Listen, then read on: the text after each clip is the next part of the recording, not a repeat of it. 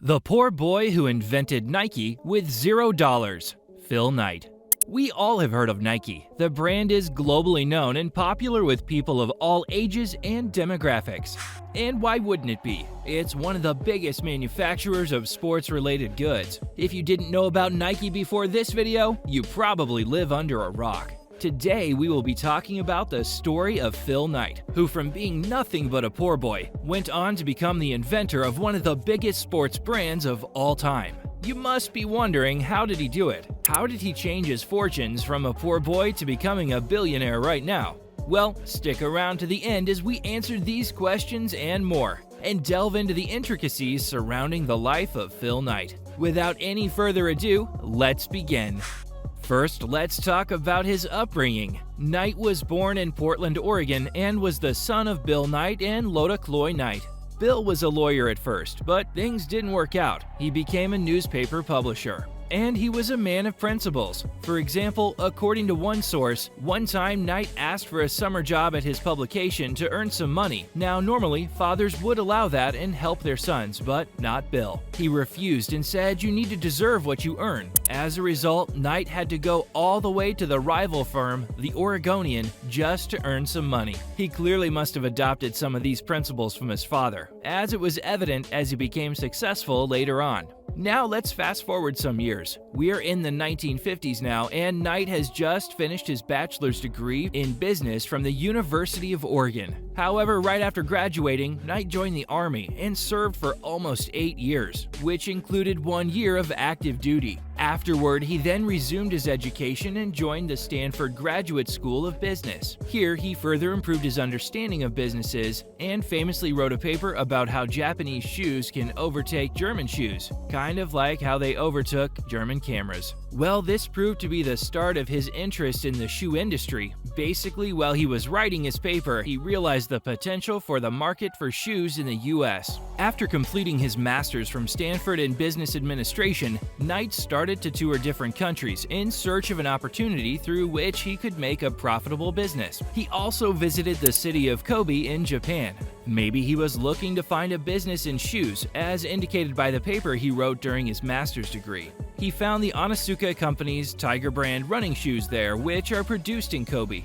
Knight called Mr. Onitsuka after being impressed by the high caliber and inexpensive price of his shoes and agreed to meet with him. Well, as it turned out, both of them had a mutual agreement, and Knight had acquired Tiger's distribution rights for the Western US at the end of the conference. But there was a catch. The agreement stipulated that Knight could only receive the shoes after 1 year. But that would mean that Knight would be unemployed, thus he started looking for other jobs in the meantime. His educational background allowed him to work as an accountant in the meantime, but he was interested in that job. His dream was to build his own shoe business. When he did receive the shoes, he loved them. But since he didn't have the required capital to start a legitimate business out of them, he sent them over to his track and field coach, Bill Bowerman, hoping that he would like the shoes and invest in his business. Well, Bowerman didn't just like them, he loved them. So much so that he offered Knight a partnership, and that they would build the business together. I'm sure you're thinking that choosing a business partner is a big moment, as you really have to trust that person with your business, your livelihood, and that would be worth a lot of money. But the decision was pretty easy for Knight. If you didn't know, Bowerman and Knight had developed quite a good relationship through sports. Under the guidance of his coach, Bowerman, Knight really had achieved a lot. So much so that as a result of his special contribution to sports in Oregon,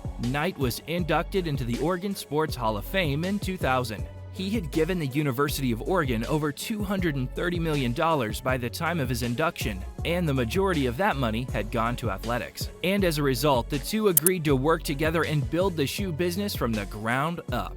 They did a handshake deal on the 25th of January in 1964, and because of that, Blue Ribbon Sports was born. Yes, I know, you must all be wondering, where's Nike? Well, that was the first name they agreed upon.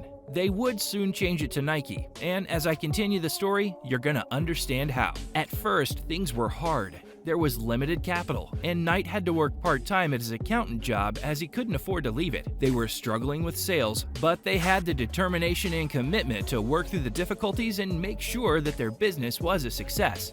When they couldn't drive sales, Knight took his car and used to take the shoes to track meets, where he would sell the shoes. He would use everything he could, from using old friendships on the track, meeting with different contacts, and trying to drive his sales. As a result, he was able to raise enough money to quit his job as an accountant and work at his company, Blue Ribbon Sports, full-time. And this all happened back in 1969. Talk about commitment for the job. Well, after he had his full focus on the company, Blue Ribbon Sports really did start to take off.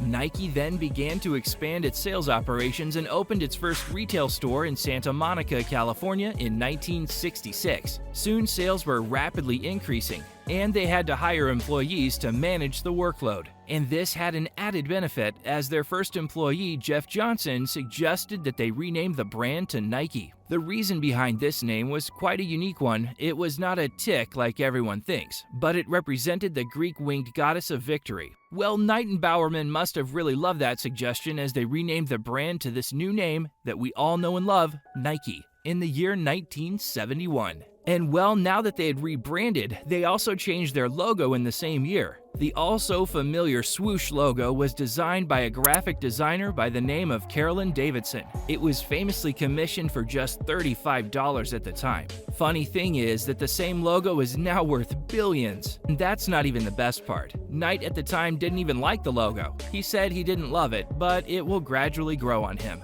Well, good thing he didn't change it, as the logo is now one of the most recognizable logos on the planet. Afterward, Nike slowly but maturely grew. Over the years, Nike has continued to expand its sales operations and now has stores in many countries around the world. Nike also relies heavily on digital and online sales, as well as partnerships with retailers around the world. However, their turning point came when they started to make high-quality sports shoes designed for particular sports such as basketball and football. But the thing that skyrocketed them was their endorsement deals with professional players. They have signed huge names like Michael Jordan and Cristiano Ronaldo, and these endorsements have played a gigantic part in their sales and hence their success. In the end, I would just like to say that the success stories of people like Phil Knight are inspiration for us to work harder and achieve our dreams. Even when he had no money, even when he couldn't sell his shoes, he still fought hard to keep his dream and business alive. And that is why he's a billionaire right now, and Nike is one of, if not the biggest sports businesses in the world. I do hope this story gives you the motivation to work on your own.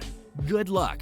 Well, that's all, folks. I hope you enjoyed the video, and if you did, smash that like button. I think I've cleared everything there is to know about the story of Phil Knight, but if you've got any questions, let us know in the comments below. I love your feedback, so don't hesitate to write. And lastly, subscribe if you want to see similar videos to this. And with that, I'll see you next time.